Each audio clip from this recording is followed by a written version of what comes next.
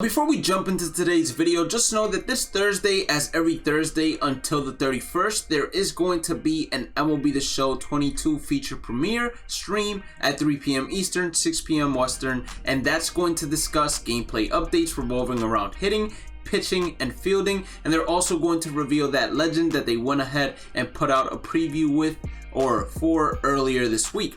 Now, if you are new here, end up enjoying today's content, and end up missing that stream, don't worry, we're going to be uploading a recap on Thursday, and in order to ensure you don't miss it, make sure to hit that red subscribe button, like button, turn on the notifications, check out the description or pinned comment, because that's where you will find my social media links, my other YouTube channels revolving around MLB The Show, one specifically for gameplay, and then one for shorts, and one for Road to the Show, as well as my Twitch, where we stream each and every single day at 8 p.m. Eastern, and my Discord, where the community is at. Make sure you guys go ahead, check all of those out, and support me whichever way you can. Now, let's go ahead and dive into today's video, because we got a lot of things to discuss. Now, one thing I do want to keep in mind is that the tech test that we played was a much earlier version of MLB The Show 22's game. So let's say it was early January's version, and then the gameplay that they show on their end, on their streams, is a much later version. So it could be early February or late February. We don't know for sure,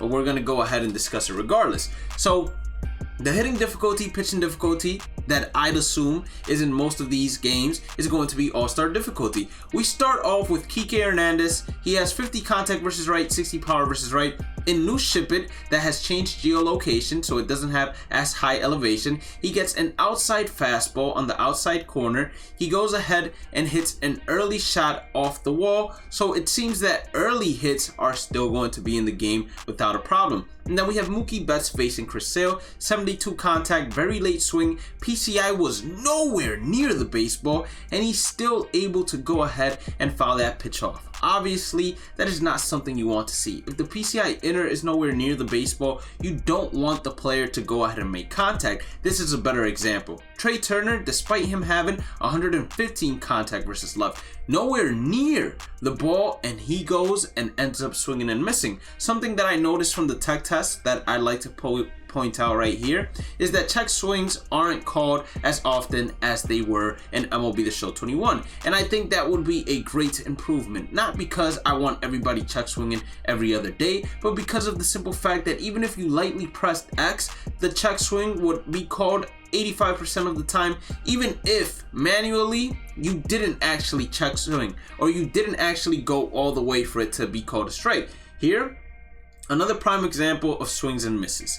This is what we want in the game. If your PCI is nowhere near the ball, meaning not touching it, it should always be a swing and a miss. If it's near it, then I'll accept the foul tip. That's why I displayed that Max Muncy clip where he grounded out, but before he grounded out, he foul tipped the ball. The PCI was near the baseball. It actually was touching the baseball. That's what we want to see for foul tips. Other than that, it's not acceptable. We're still gonna have those long at bats where we're throwing pitches in the dirt, and they're still able to just foul these pitches off until eventually they go ahead and get a fluky base hit. For example, Jackie Bradley, he had gotten 2 pitches in the dirt, was able to foul off both pitches in the dirt, and then he gets an inside slider where he gets late jammed and is still some way somehow able to hit it the other way for a base hit, in which they said he beat the shift.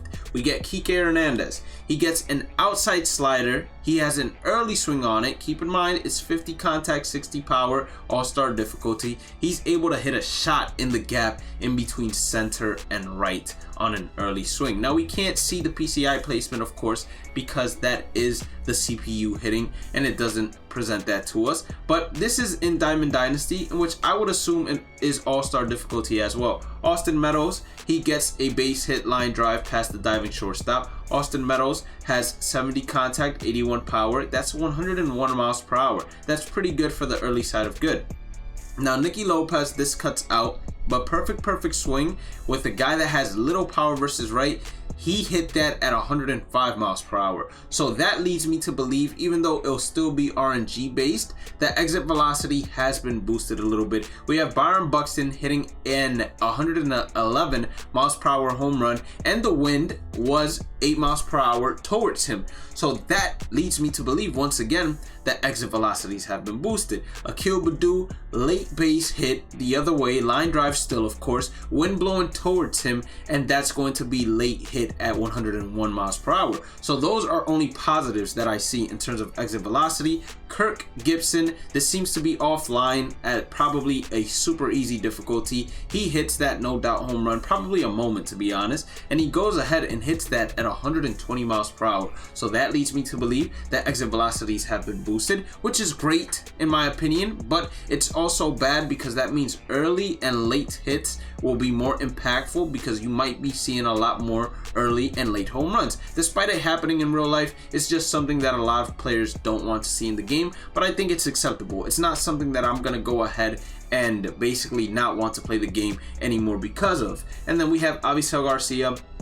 Perfect fastball right down the middle. This does not seem to be all-star difficulty because of the size of the PCI, not only in Avisail Garcia but also in Jesus Aguilar. And you will see Avisail Garcia hit that at 109 miles per hour, and then we have our boy Jesus Aguilar. The wind is blowing out towards right field at 2 miles per hour. He hits an absolute moonshot, and that's going to be at 114. So I think exit velocities have been boosted, and I'll be pretty happy about that. Now the two new difficulties that have came out are minors and amateur. They're right after beginner. So beginner, minors, amateur, dynamic. To me, I would suggest playing on dynamic if you're a new player because that's the best way to learn and the best way to adapt. And with that being said, that's going to be all for today's video. So make sure you guys hit that like button, red subscribe button, turn on the channel notifications, check out the description as well as the pinned comment. Have a blessed day and night. Stay positive, stay safe, stay blessed, and I'll catch you all on the next one.